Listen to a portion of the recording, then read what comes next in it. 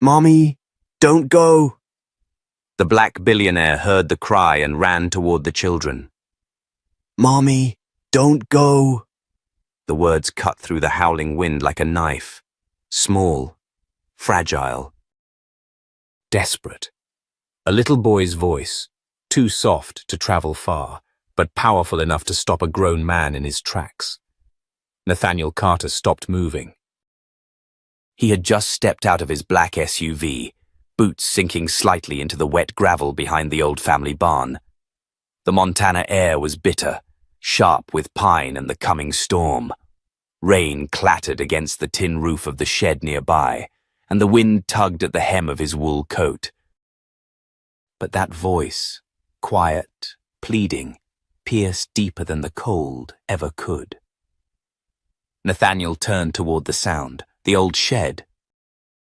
Still standing after all these years, its hinges creaking, boards warped with time and weather. He moved toward it without thinking. Instinct. Memory, something old. He yanked the door open. The smell hit him first, mildew, damp straw, and something human. Inside, 3 figures. A woman collapsed against the back wall, her lips blue and her skin pale. A little girl curled up next to her, cheeks raw from wind. And a boy, maybe 3 years old, sitting cross-legged on the floor, eyes wide, unmoving. He didn't cry. Didn't speak again, just stared. Nathaniel dropped to his knees, shrugging off his coat and wrapping it around the woman.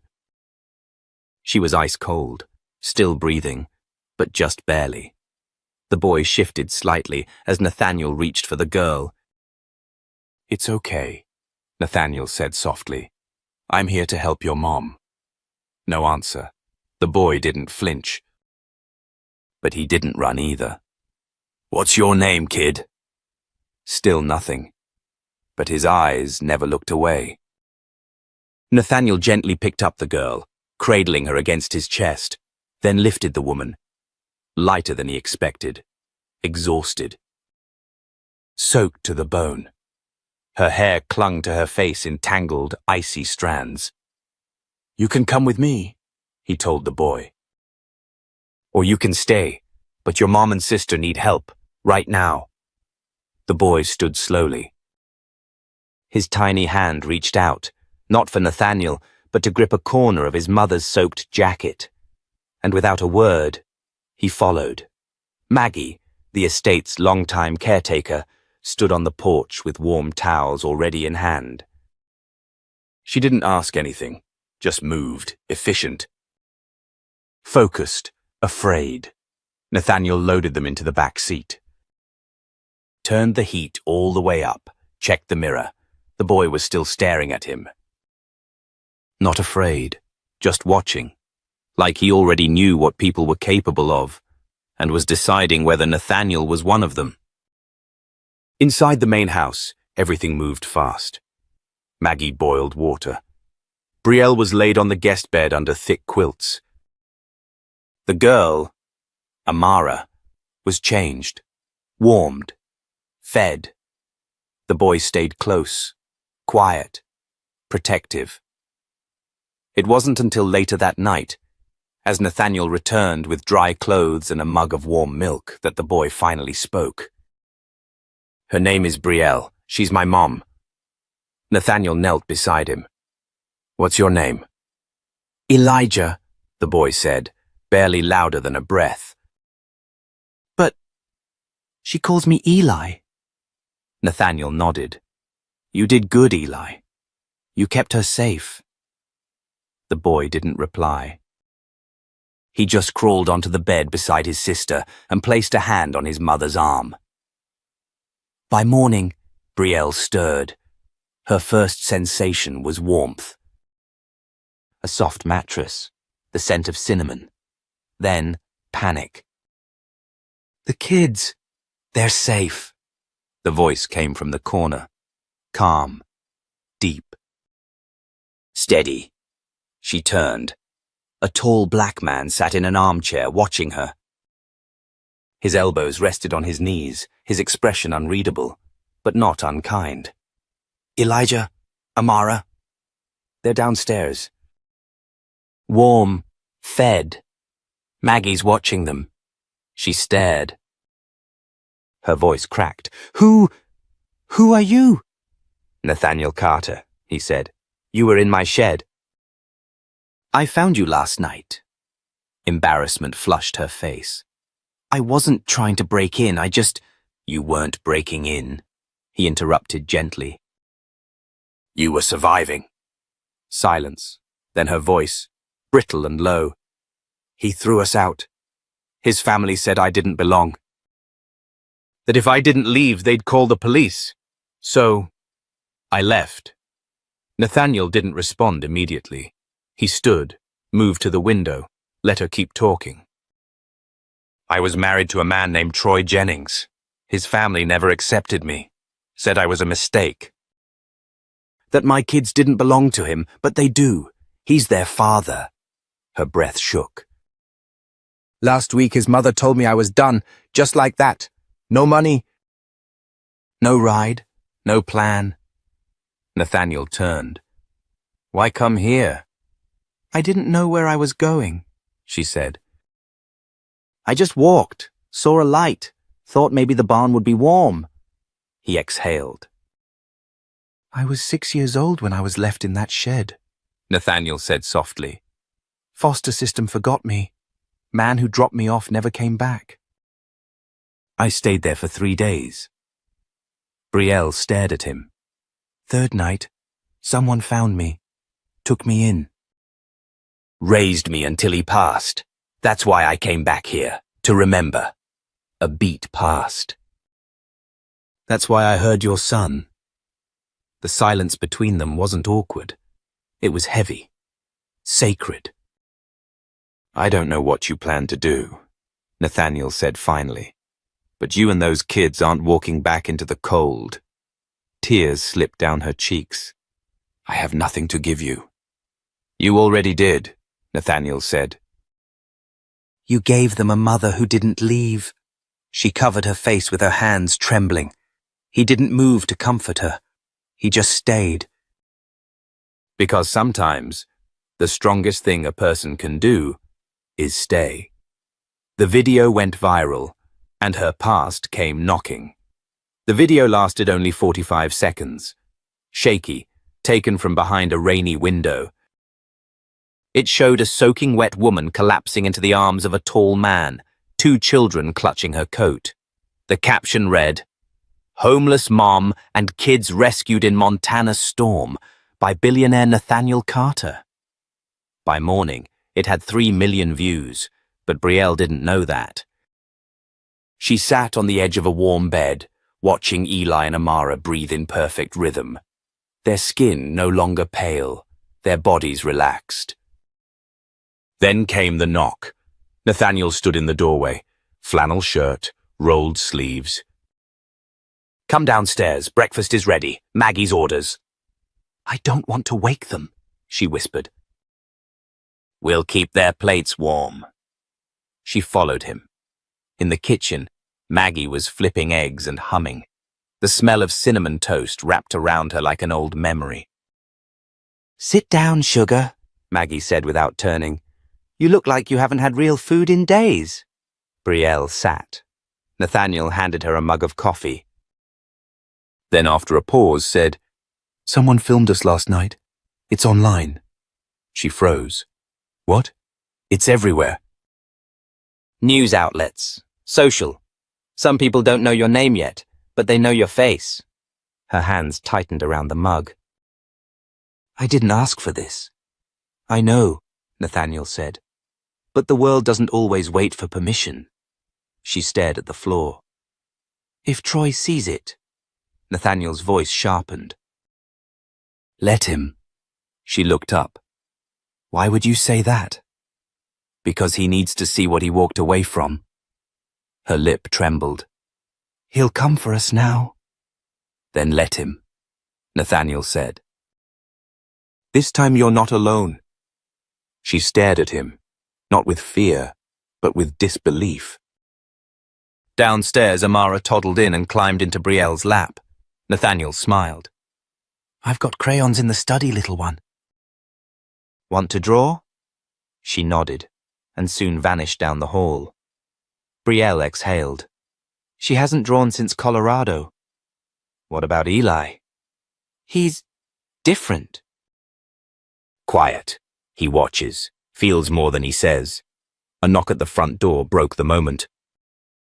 Nathaniel stiffened. He opened the door. A suited man stood with an envelope. "For Miss Brielle Matthews, from Troy Jennings' attorney." Nathaniel's jaw clenched. He took the envelope, shut the door, and handed it to her. Brielle opened it. Custody notice. Troy was suing for the children. Her breath left her. "He wants them back." Nathaniel's voice turned cold. "He wants control." "Why now?" she whispered. "Because he saw you choose freedom," Nathaniel said, "and men like him don't know how to handle that." She looked up, voice cracking. "You don't even know me." He leaned in. "I know what it's like to be abandoned, and I know what it means to survive. You're not alone anymore." She believed him. Not because of his words, but because of his eyes. Eyes that had once known the dark and refused to look away. The legal letter didn't just shake Brielle. It shattered whatever illusion of safety she had started to build.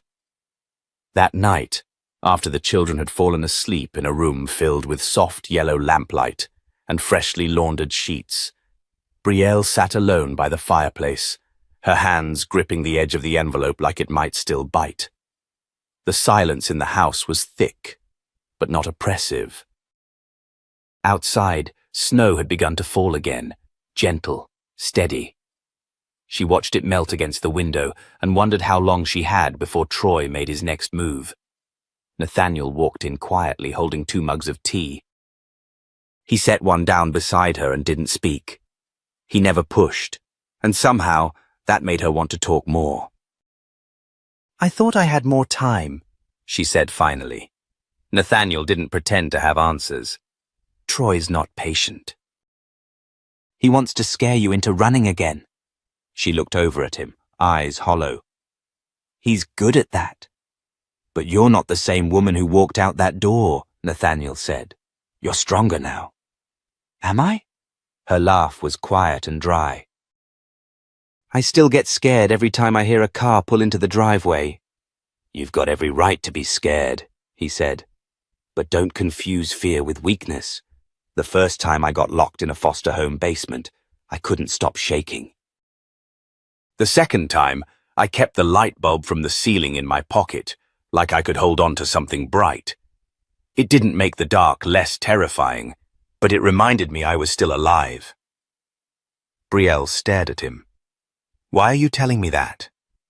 "Because you don't have to walk through this blind." "I've been through hell in a different language, but I know the terrain." She swallowed hard. "You think I can win?" Nathaniel leaned forward, his eyes sharp and steady. "I think Troy made a mistake when he underestimated you, and he's about to make a bigger one if he thinks money and power are all it takes to erase what he did." 2 days later, a black SUV pulled into the gravel driveway at Grayson Hill Farm. A tall woman in a navy pantsuit stepped out. She moved with crisp purpose, her heels clicking against the stone path. She knocked once, waited, then knocked again harder. Nathaniel opened the door. The woman flashed a badge. "I'm Special Investigator Melina Grant, Child Protective Services. We received an anonymous call alleging child endangerment and unlawful detainment." Brielle appeared behind him, her face already drained of color. Nathaniel didn't flinch.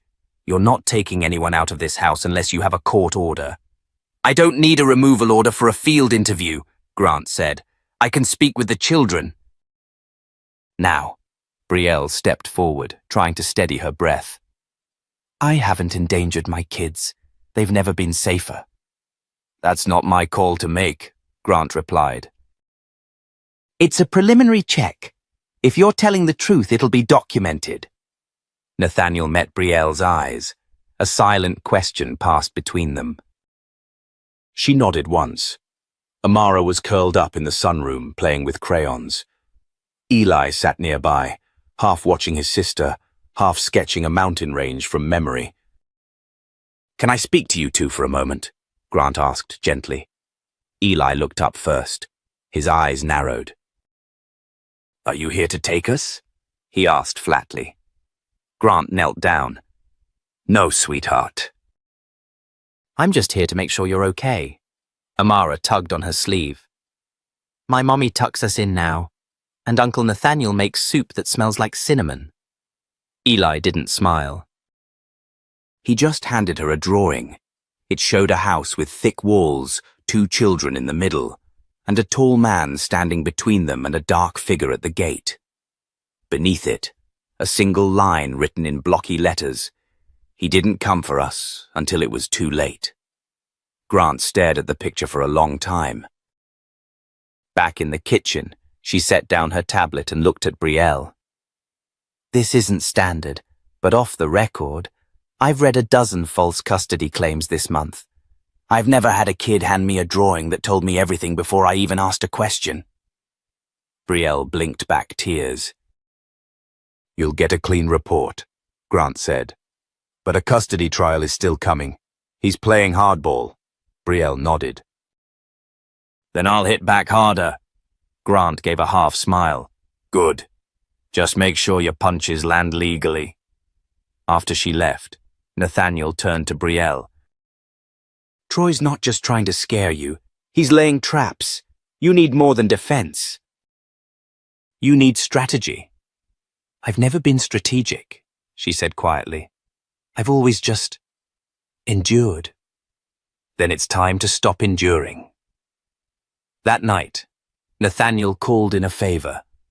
A woman named Celine Rainey flew in from Chicago the next morning. Former federal litigator, known for shredding high-profile defense teams in half the time they took to prepare. She wore denim and a leather jacket instead of a suit and carried a battered briefcase that looked like it had been through a war. She sat at the kitchen table, reviewed the case file, glanced over Troy's attorney's strategy, and looked at Brielle with a half smirk. "He's arrogant. Rich, predictable. I've eaten men like him for breakfast." Brielle raised an eyebrow. "And you're sure you want to take this on?" Celine snapped the folder shut. "Your ex tried to erase you with ink. I'll write you back into every page. Let's make sure when we're done he can't even spell custody without tasting regret."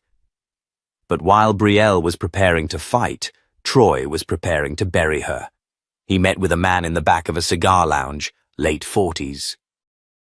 Slimy smile, expensive cufflinks, the kind of man who knew how to make problems disappear for a fee. "She's got a billionaire behind her now," Troy said. "He's funding her legal team. I need something that cuts deeper." The man slid a folder across the table. "Every place she's lived, every bill she's missed, every scrap of gossip that could turn a judge's head." Troy opened it. Inside was a photograph, not of Brielle, not of the kids, but of Nathaniel, with his arm around a woman in a Navy uniform. The man whispered, "You dig deep enough into Grayson's past, you'll find ghosts.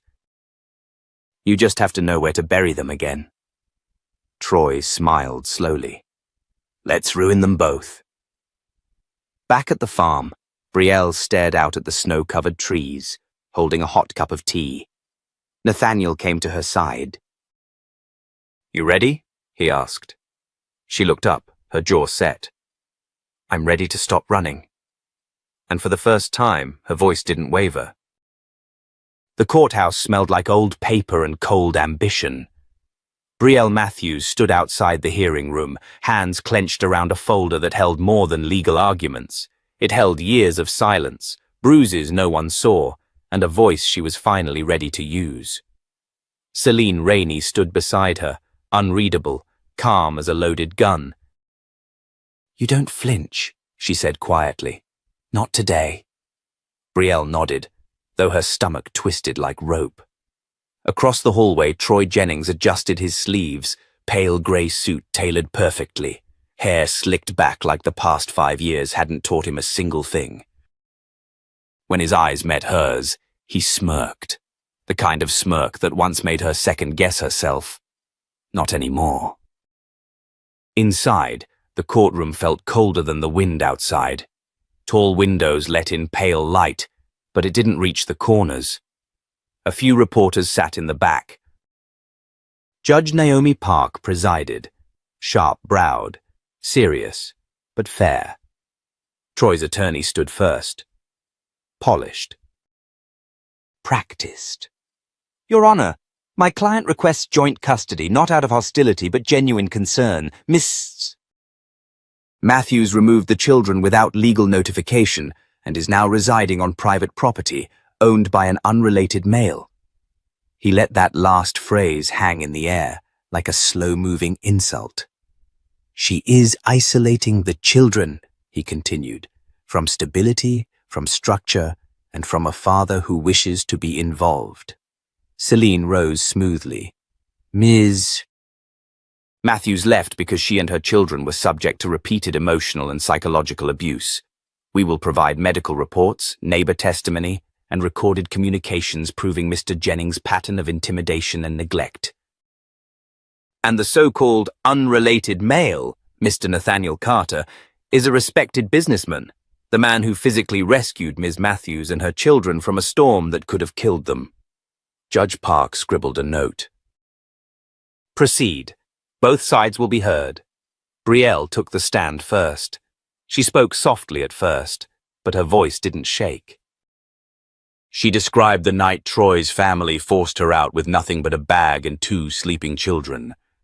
She described snow, the shed, the way her daughter whimpered in her sleep, the silence in Eli's eyes. Troy crossed his arms, face still, but the way his foot tapped against the floor betrayed something boiling beneath. Then came the letter. Celine handed it to Brielle with a small nod. Please read this aloud. It was written in blocky pencil strokes, Eli's handwriting. When I get big, I'll be strong like Mommy, because when I cried in the cold, she didn't leave. And when I couldn't talk, she didn't make me. She just held me. Brielle's voice cracked. She just held me until I knew I wasn't alone. There was a pause. Someone in the back sniffled. Another leaned forward slightly. Troy's attorney quickly stood. Your Honor, we move to exclude emotional testimony not directly relevant to legal custody fitness. Judge Park didn't even glance up. Motion denied. Then came the turn. Nathaniel Carter took the stand. Troy's lawyer objected. Irrelevant, inflammatory. But the judge allowed it. Nathaniel's voice was calm but steady. I was the one who found them. In a shed. In a storm. Unconscious, hypothermic. No one should survive what that woman survived. But she did, because she didn't leave her children. That's what survival looks like. Not money, not press statements, but staying. He paused. I know what it's like to wait in that cold for someone who never comes. I was that child. And I can tell you right now, Eli and Amara, they were never alone. She never left. Troy's face turned a shade paler. Then Celine stood, holding a slim folder. Your Honor, we have additional evidence. Records obtained via private investigation confirm Mr. Jennings hired an unlicensed party to surveil Miss T. Matthews without her consent. This surveillance included footage of the minor children and constitutes a breach of privacy. She handed the folder to the judge. Furthermore, we are filing for an immediate restraining order following this hearing. Troy jolted to his feet. She's lying! She left because she was cheating with that man! He pointed at Nathaniel, face twisted. Mr. Jennings, Judge Park said firmly. Sit down. Troy didn't. Not right away. He stepped forward like he might throw more words into the fire. A bailiff stepped into his path. He backed down. And that was it, the turning point. Judge Park looked down at her bench, then slowly at Brielle, then at Troy. Custody is not ownership. It is not leverage. It is not an ego war. It is a responsibility. Her voice didn't rise, but it didn't have to. Mr. Jennings has demonstrated recklessness, intimidation, and disregard for the emotional safety of these children. Full physical and legal custody is hereby granted to Ms. Brielle Matthews. All visitation rights are suspended pending psychological evaluation and further court review. She signed. The gavel stayed still, but the silence that followed felt like thunder. Brielle sat motionless. Celine touched her shoulder gently. No celebration, just quiet victory. Outside, snow began to fall again, softly this time. In the parking lot, Eli tugged at Brielle's sleeve. "Are we going home now?" he whispered. She smiled, tears welling. "Yes, baby, we're going home." The warmth of the courthouse victory hadn't fully sunk in when the first warning arrived. It came in the form of a text message, unsigned and unnumbered. "You think it's over. It's not." Brielle stared at it in the kitchen of the Grayson farmhouse, one hand still wrapped around a coffee mug, the other trembling just slightly. The smell of pancakes filled the room. Amara and Eli were laughing in the next room over, building a cardboard castle out of shipping boxes Nathaniel had saved from deliveries. She didn't show the message to Nathaniel. Not yet. Not because she didn't trust him, but because some things needed to settle in her chest before they reached the air. By late afternoon, the sky had turned the color of old bruises, blue-gray and heavy. Maggie paused in the doorway, dish towel in one hand, watching Brielle fix the bookshelf near the fireplace. "Heard from the lawyer?" she asked softly. Brielle shook her head. "Not since the ruling." Maggie's gaze lingered. "People like Troy don't let go because it's fair. They let go when it's no longer useful. Or when someone else reminds them they're not untouchable," Brielle said without looking up. That evening, Nathaniel returned from a run into town. His mood was light, arms full of groceries, Amara clinging to his leg the moment he walked in. But Brielle noticed the shift. His smile was a half-second too late. His eyes flicked once, just once, toward the window behind her. "What happened?" she asked when the kids had gone upstairs. He opened his wallet and slid out a photo. It was a printed still from a traffic camera, a black sedan, license plate partially obscured, parked across from the clinic downtown. A man inside with a long-lens camera. "Troy," she guessed. Nathaniel nodded. Or someone paid by him. What was he watching? Nathaniel didn't answer. He didn't have to. Later that night, while the house creaked and settled around them, Brielle sat at the kitchen table, staring at the stack of papers Celine had left behind. Custody was secure, for now. But threats didn't always follow court orders. Nathaniel returned with a laptop, his expression tighter now. "I pulled up Troy's shell companies. 2 weeks ago, he moved some funds into an account tied to a private security firm." She blinked. "What kind of firm?" Nathaniel hesitated. "The kind that offers recovery services." The words dropped like stones. "You think he's going to try and take them?" she asked, voice low. Nathaniel leaned across the table. "I think he wants to scare you into running. Or corner you into a mistake. I won't run."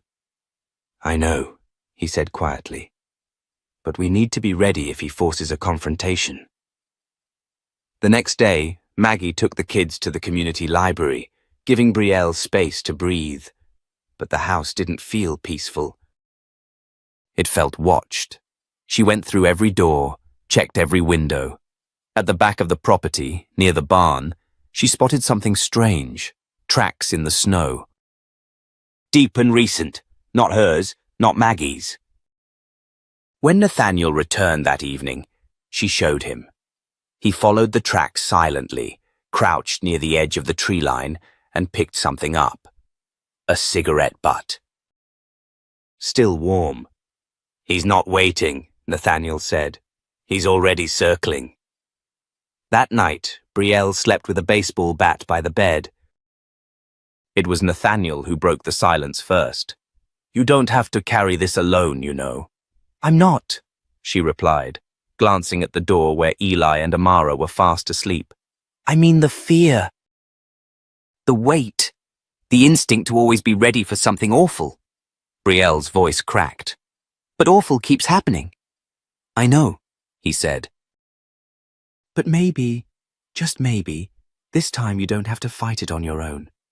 She turned to him then. In his eyes, she saw the boy he once was, and the man who stood by her now.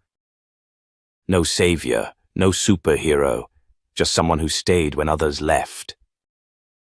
The moment was shattered by a noise, a loud knock, 3 heavy bangs on the front door.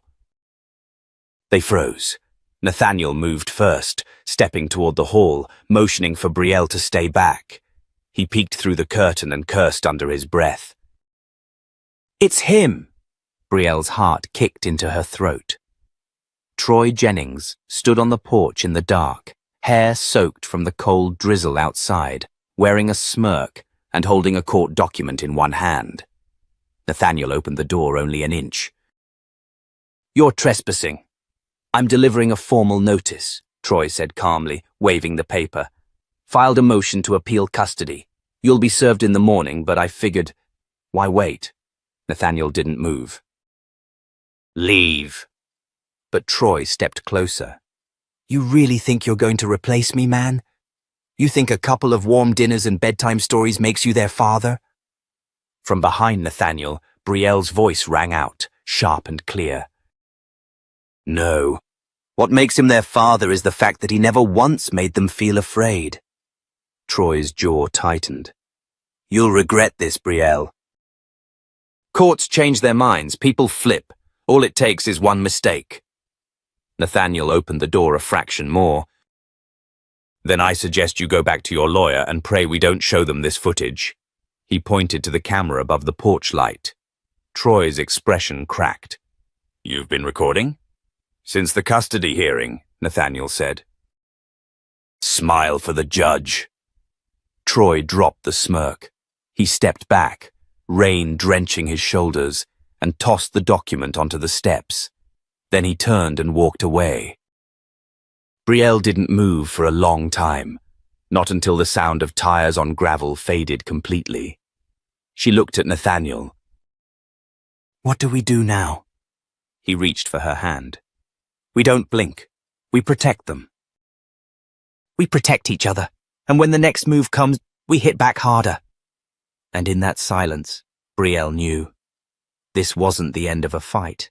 This was the beginning of one she would no longer fight alone. The court motion Troy dropped on the porch didn't hit like a threat. It hit like a countdown, a timer ticking beneath their feet, hidden by normalcy. The next morning, Brielle woke early, earlier than usual, and lay in bed listening to the hum of the heater, the creak of the wooden walls, the steady breath of her children in the next room. Everything was still, but her mind was sprinting. The appeal hearing was scheduled in just under 3 weeks. But that was only part of the equation. Nathaniel knew it. She knew it. Troy wouldn't wait for court to strike. He'd do what men like him always did. Try to control the narrative before it reached a room he couldn't dominate. And right now, that narrative was fragile. Brielle had custody, but Troy had money, influence, and the instinct to twist anything into leverage. By noon, the local news ran a story. Headline: Philanthropist's family battle. Custody dispute raises questions about child welfare. The photo they used wasn't recent. It was one of Brielle from 2 years ago, eyes swollen, hair disheveled, leaving a hospital with Eli wrapped in her arms. There was no mention of the bruised rib, the police report quietly buried, or the fact that Darlene had signed her out without consent. Nathaniel slammed the laptop shut when he saw it. "They're painting you unstable," he said, jaw clenched. "It's starting." Later that afternoon, Brielle received a call from her old job at the local arts center. Her former supervisor sounded apologetic. Polite, cold. "We've received some concerns from a donor. Just wondering if you'd be open to clarifying some details about your situation." "What details?" Brielle asked, though she already knew. A pause. Then the kind that wraps around a lie to make it sound professional. "Just questions about the living environment, your recent transition." "You mean leaving a man who endangered my children?" "I'm not saying that," the voice replied quickly. "We just need to be careful." "There's media interest." Brielle hung up before she could say something she'd regret, or maybe something she wouldn't. That night, Nathaniel found her sitting on the porch steps, arms wrapped around herself, eyes glazed. "I know what this looks like," she said. "What they're doing." "They want you to flinch," he replied. "They want to remind you how fast they can turn everything you've built into sand. But this time, I'm not standing on it alone." Nathaniel didn't respond. He just sat beside her, watching the wind move through the trees like it was trying to whisper something old. The next morning, Brielle made a call of her own. "Celine," she said when the attorney answered. "I want to file a counterclaim, not just custody. I want full termination of his parental rights." "That's a bold move," Celine said. "It will provoke him." "I'm counting on it," Brielle said. By the weekend, Troy responded in kind. An emergency petition for psychological evaluation. Filed in another county, claimed Brielle exhibited paranoia and unstable behavior, citing vague emails and heavily edited clips of phone calls taken out of context.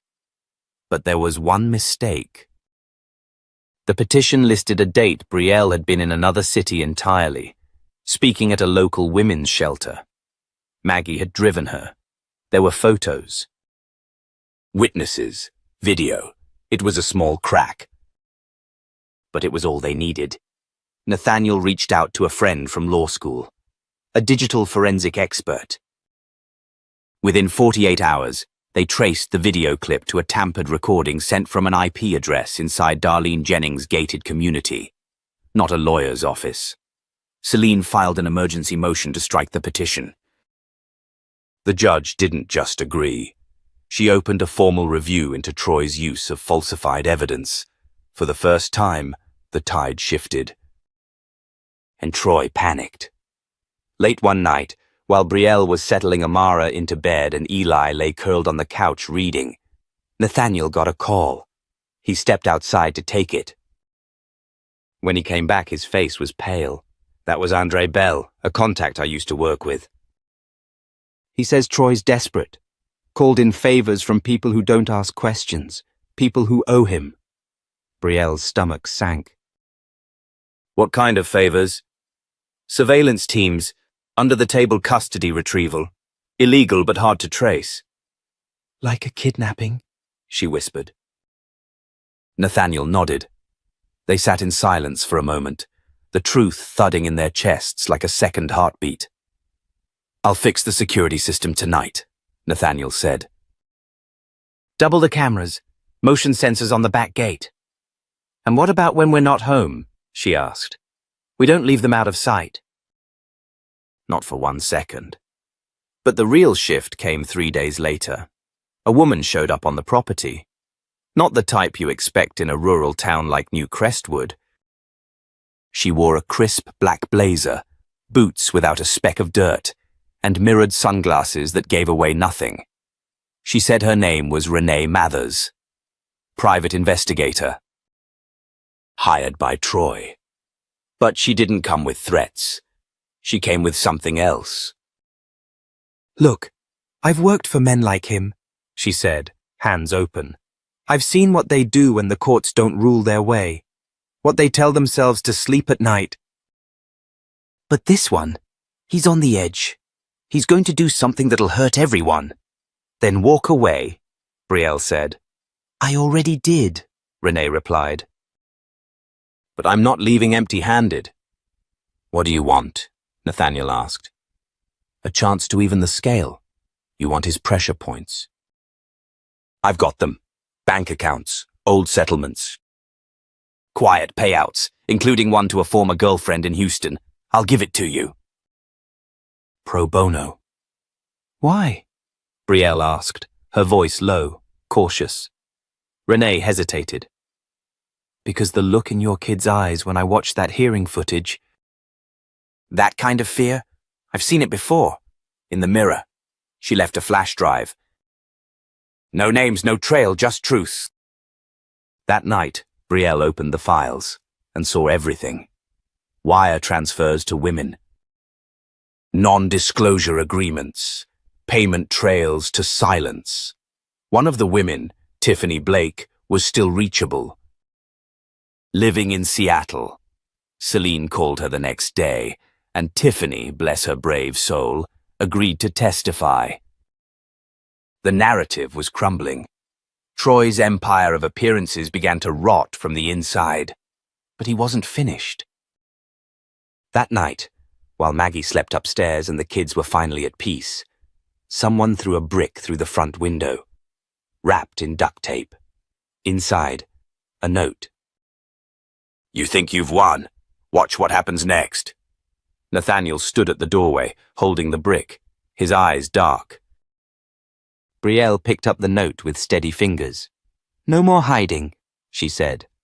We go on the offensive, Nathaniel replied. And this time, we bring the whole house down. The storm wasn't coming anymore. It was here, and they weren't afraid. The morning after the brick, everything felt off. The air was heavy. Maggie made stronger coffee. Nathaniel checked every window latch twice. Brielle didn't say much. She just packed the kids' bags with their favorite things. Not because she planned to run, but because she knew, instinctively, that they had to be ready for anything. The local police had been polite, even sympathetic. But when asked about patrols or protection, the answer came back in polite legalese.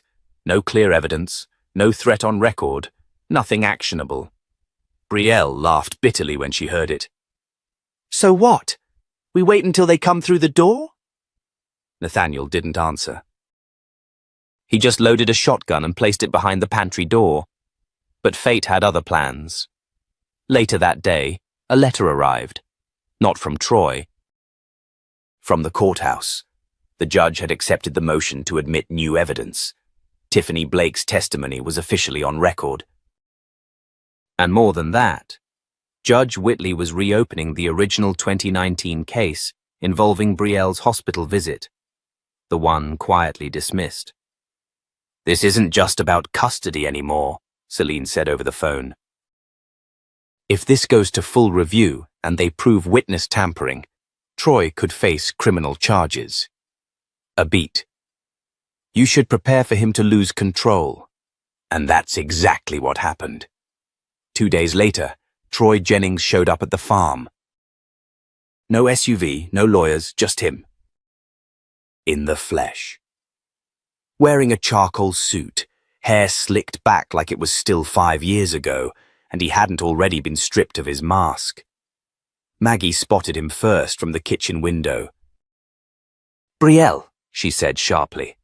Don't panic, but he's here. Nathaniel was already moving. Calm, measured steps toward the porch, but Brielle stopped him. No, she said. This is mine. She stepped outside, arms folded, eyes clear. Troy stood on the gravel, holding a single sheet of paper in his hand. You're going to regret this, he said. I'm giving you one chance. To do what? Brielle asked. Pretend your name still means something? He held up the paper. Settlement offer, walk away. You keep the kids. I get visitation. No court. No public trial. And you get to keep your reputation, she said, not even bothering to take the paper. I'm offering peace. You don't know what peace is, she replied, stepping closer. You only understand silence, the kind you buy or bully your way into. I made mistakes, he said, voice rising. But this? You're weaponizing our history. You're turning me into a monster. Brielle's voice didn't waver. You're doing that all by yourself. At that moment, Eli appeared in the doorway, quiet, watchful. Like always. Troy turned to him. Eli. Son. But the boy didn't move, didn't blink, didn't respond. And that was worse than anything else. Troy's jaw tightened. I'll bury this place, he hissed, voice low enough for only Brielle to hear.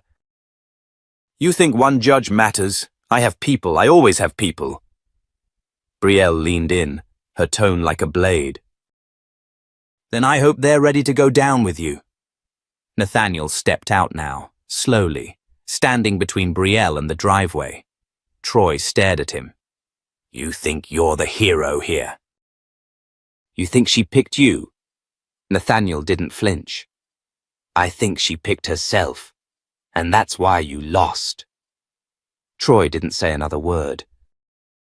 He turned, got in his car, and peeled away, spraying gravel behind him like it meant something. That night, Celine sent a message. We're on the docket for emergency review. Monday morning. Judge Whitley herself. Brielle sat at the kitchen table long after the kids went to bed. Nathaniel joined her, setting 2 mugs between them. You know it's going to get uglier before it gets better, he said. Brielle nodded. I'm not afraid of ugly. I lived with it for years. She looked up at him. But I am tired. Then lean, he said gently. You don't have to carry all of this alone. But she shook her head. No. Not yet. I need to walk into that courtroom and look every person who ever doubted me in the eye. And not blink. He reached across the table and took her hand. You won't have to blink. Because we'll be right there. She smiled, but not softly, not weakly. It was the smile of someone who had already survived the storm and now stood ready to become the storm. Monday came fast. The courthouse steps were crowded. Press, protesters, supporters holding signs that read, Believe Mothers and Justice for Brielle. Inside, the energy was electric. Judge Whitley entered the chamber with the quiet presence of someone used to taming chaos. She didn't waste time. We are convened today to examine evidence brought forth by the petitioner, Brielle Matthews, regarding prior domestic abuse, forgery, and obstruction of justice in the matter of Jennings Fifth. Matthews. Troy sat at the defendant's table, jaw clenched, suit perfect. But the cracks were showing. Celine stood first. Your Honor, we submit into record the original hospital report from April 2019, alongside 3 sworn statements, from the attending nurse, from Ms. Tiffany Blake regarding prior behavior from Mr. Jennings, and from the forensics expert confirming forgery of medical consent documents. Judge Whitley scanned the files. Then turned to Troy. Mr. Jennings, do you wish to respond? Troy stood slowly. His voice was calm, practiced. These allegations are part of a coordinated effort to discredit me. I maintain that Ms. Matthews left voluntarily, that the injuries were incidental, and that the consent was given at the time. Do you deny contacting Ms. Blake after she agreed to testify? Troy blinked. I don't recall making direct contact. Celine rose again. Your Honor, we have a voicemail transcript from Mr. Jennings to Ms. Blake. The message included veiled threats. Judge Whitley raised a brow. Mr. Jennings, This is your last opportunity. Deny it clearly, or I will take it as obstruction. Troy's eyes flicked to his lawyer. His lawyer stared at the table, and that was it. The moment it all broke, the courtroom fell into silence so thick it made air feel heavy. Judge Whitley leaned forward. Mr. Jennings, based on the evidence submitted, I am ruling an immediate suspension of all parental rights. Your visitation privileges are terminated indefinitely. Furthermore, this court is forwarding the case to the District Attorney's Office for investigation into witness intimidation, document forgery, and perjury. Troy's face went white. Darlene, sitting behind him, reached out, but he didn't take her hand. He just sat there. Silent, defeated, forgotten. Brielle didn't cheer. She didn't smile. She just exhaled. Long, slow, and free. Later, on the steps of the courthouse, a reporter asked her how it felt. She looked toward the sunlight and answered, "It feels like the beginning." Because justice isn't the end.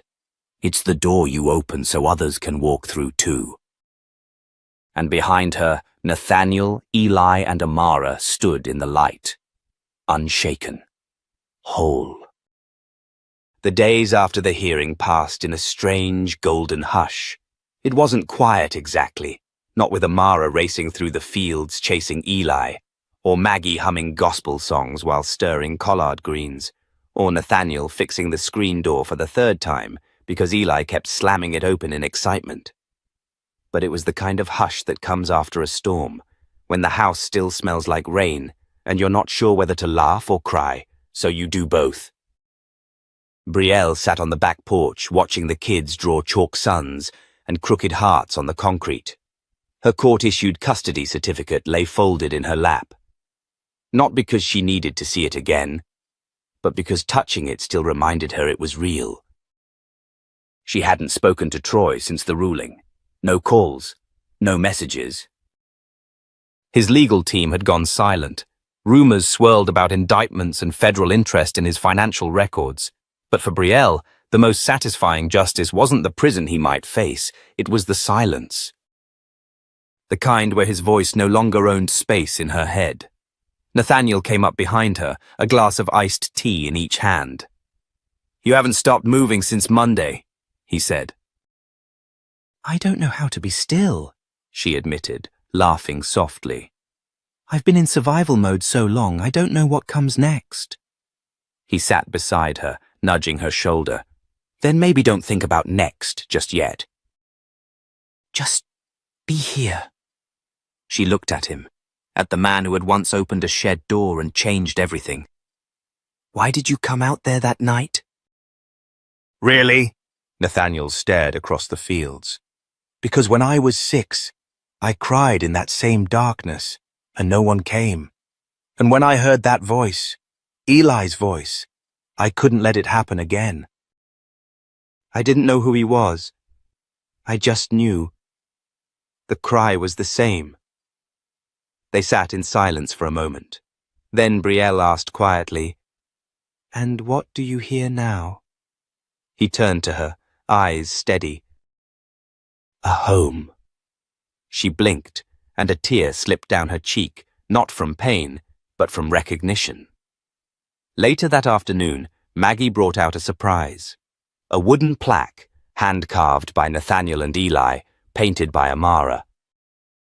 It read, "No one gets left behind." They mounted it beside the shed. That night, the family gathered around a bonfire in the yard. Neighbors brought folding chairs, peach cobbler, and stories. Some had seen the news coverage. Others had followed the case from the beginning. A few just came because they'd heard the farm had found its light again. A young mother approached Brielle quietly as the fire cracked. "My sister is going through something similar," she said.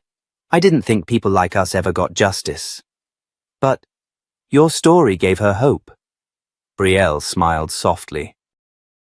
"Tell her she doesn't have to win in one day. Just survive one more. That's how I started." Before the woman walked away, she asked, "So what now?" "What will you do next?" Brielle looked at Nathaniel, then at the kids curled under blankets near the fire.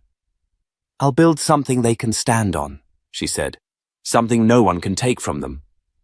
The next morning, they painted the shed. Bright yellow, soft teal, a little messy, but beautiful. Brielle stood with a brush in her hand and looked up at the fresh wood. She didn't see the place where she almost collapsed anymore. She saw a beginning, a doorway. When Eli finished painting a crooked sun beside the door, he looked at her and whispered, "This is where the magic started, right?" She nodded. "Right here." That week, Brielle got an invitation to speak at a local women's shelter, then a community college, then a podcast. Her inbox flooded with messages from mothers, daughters, even fathers, people who saw themselves in her story, who had whispered, "Mommy, don't go," in one way or another. She didn't become famous. She became something better, seen. Months passed. One summer afternoon, Amara stood on a small wooden stage in the town library, holding a drawing of her family. 4 figures, one taller, one with curly hair, 2 little ones. Underneath, the words, "We don't run anymore." The audience clapped. Brielle, from the back row, clutched Nathaniel's hand. "You're crying," he teased gently. "I'm alive," she replied. And that was the truth of it. Not that justice had erased the scars, but that it gave her space to breathe again. That her children would never again feel the cold floor of a storage shed while the world turned away. And that someone, somewhere, would hear her story and decide not to give up.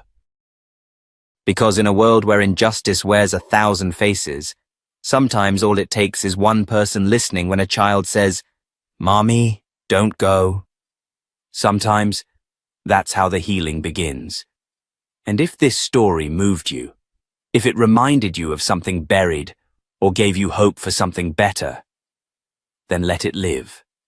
Share it. Pass it on. Let others know they're not invisible, not voiceless, not broken beyond repair. This was the story of Brielle Matthews. Of Eli, of Amara, of a man who opened the right door at the right moment, and of a truth that can't be silenced anymore.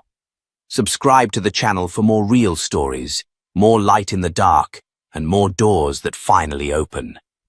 We're not done yet. And we're not leaving anyone behind.